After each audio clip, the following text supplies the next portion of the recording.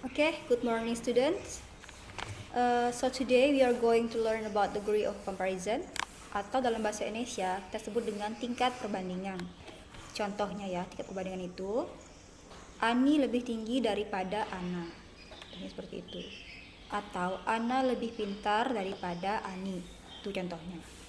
Dalam bahasa Inggris, degrees of comparison itu dibagi menjadi 3. Yang pertama adalah comparative, superlative, and positive degree. Comparative itu artinya membandingkan dua hal. Superlative, tingkatan yang paling unggul. Yang terakhir, positive degree itu adalah tingkatan yang sama. Perlu kalian ketahui bahwa degrees of comparison itu digunakan hanya untuk adjective dan adverb, kata sifat dan kata keterangan saja. Oke? Kata sifat itu seperti apa? Misalnya panjang, cantik, ganteng, pintar.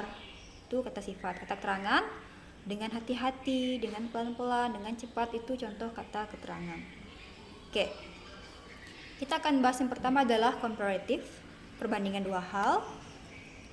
Nah, di sini kita akan menambahkan er atau more di adjektifnya atau kata sifatnya. Nah, contoh. Ada kata long di sini, adjektifnya. Kita tambahkan er di belakangnya, dia menjadi longer. Longer ya, bukan longgar. Yang artinya adalah lebih panjang. Panjang, bentuk dasarnya artinya panjang. Kemudian kita tambahkan er di sini menjadi lebih panjang. Lanjut ke beautiful, yang artinya cantik. Kita tambahkan more sebelum beautiful yang artinya lebih cantik. Nah, kenapa dia menggunakan more di sini menggunakan er? Nah, kalian harus tahu perbedaannya. Kita menggunakan er jika suku katanya atau silabelnya itu satu saja. Ya, kalian tahu suku kata, contohnya makan terdiri dari dua suku kata ma dan ka. Nah, seperti itu. Long hanya satu suku kata saja. Makanya kita tambahkan er. Nah, kalau dia terdiri dari dua atau lebih suku kata, kalian tambahkan more sebelum beautiful ini. More beautiful yang artinya lebih cantik, seperti itu. Lanjut ke superlative. Artinya tingkatan yang paling unggul. Nah, di sini kita akan menambahkan est dan most. Est atau most pada adjektifnya. Long artinya panjang. Tadi kita ubah ke bentuk comparative yang artinya menjadi longer yang artinya lebih panjang.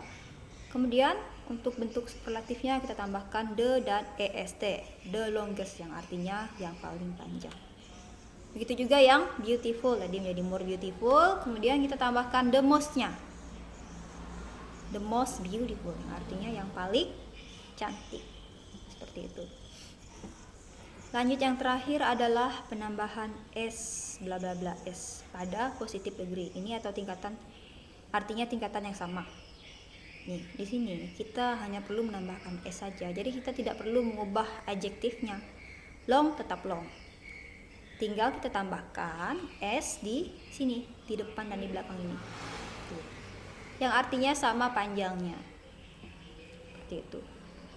Oke, next. Ini tadi udah saya jelaskan. Satu silabel, tambahkan er untuk comparative dan est untuk superlative. Tuh. Contohnya long menjadi longer, longer menjadi the longest. Panjang lebih panjang yang paling panjang. Cheap menjadi cheaper. Kemudian cheaper menjadi the cheapest yang artinya yang paling murah. Murah lebih murah yang paling murah. Example, contoh. Yang pertama adalah bentuk awal ya atau bentuk dasarnya. Traveling by train is cheap. Jalan-jalan dengan kereta itu murah. Kemudian kita ubah ke bentuk comparative atau membandingkan dua hal ini. Traveling by train is cheaper than by plane. Nah, comparative ingat kita tambahkan er di sini dan juga kita menambahkan than di sini. Cheaper than, lebih murah daripada. Kalau kalian buat kalimat jangan lupa kalian tambahkan than-nya ya.